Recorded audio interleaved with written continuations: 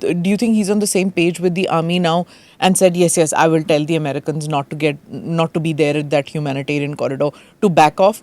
Or is it just a temporary truce now with both the Americans and the army? So he's not okay with what the army chief has said. While the army chief has given a clear statement that he wants the election by December this year, what he says is, no, it will be any time between Jan and June. Because the country is not ready for it as yet.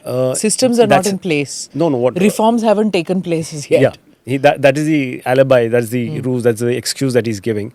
But more importantly, what he wants is the party that he has raised, the NCP, National Citizens Party. To take roots. Yeah, they have not truly established themselves. Yeah.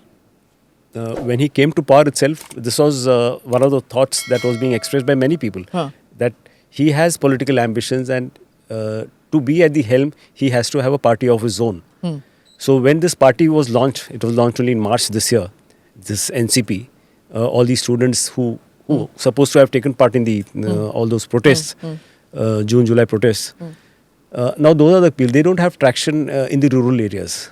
Where the votes lie. BNP still is no, actually in rural it is both BNP and Awami League, both. Yeah, but if they declare Awami League that they can't take part, ban them in the election, then you never know. But when elections are announced, I'm sure they will have to. In fact, even BNP is of the view that they want Awami League also, knowing fully well that even if they come, they'll not win. But some experts are saying that even if Awami League, they put up their candidates, the candidates will be killed.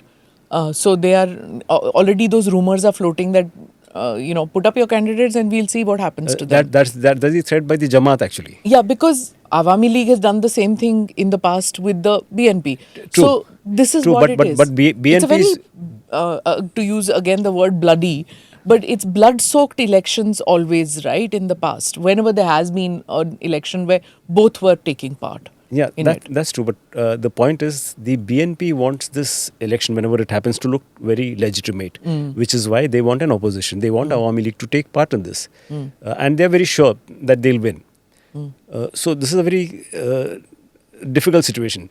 If Awami League comes, then I don't think this NCP stands any chance, given the fact that it has no support anywhere in the rural areas. That is why he's trying to postpone it, gain greater traction, embed himself, thereby make himself more popular. But do you think Gerald Zaman is now becoming stronger in his opposition to Muhammad Yunus?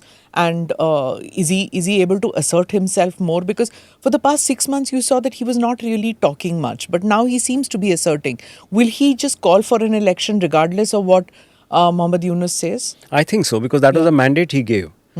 When this government was brought in place, it was clearly conveyed that it had just one agenda, to have elections. Rest all were then engineered by Yunus. All these reforms, 5-6 reforms that he's talking of, that is basically to buy time. But the agenda for the government was just singular, which is to have elections. And as per the constitution, an interim government can only be there for 90 days. Okay. So he's trying to rewrite that constitution of 1972. You know, the famous July declaration last year, where they said they have to do away with the constitution and all of that, those protests that were there. They want to engineer a new constitution. So that is the point. But I think the army chief will stick to his guns and he will ask for election by December. So do subscribe to the ANI Clips channel to get shorter versions of this podcast. Click here to watch the full episode.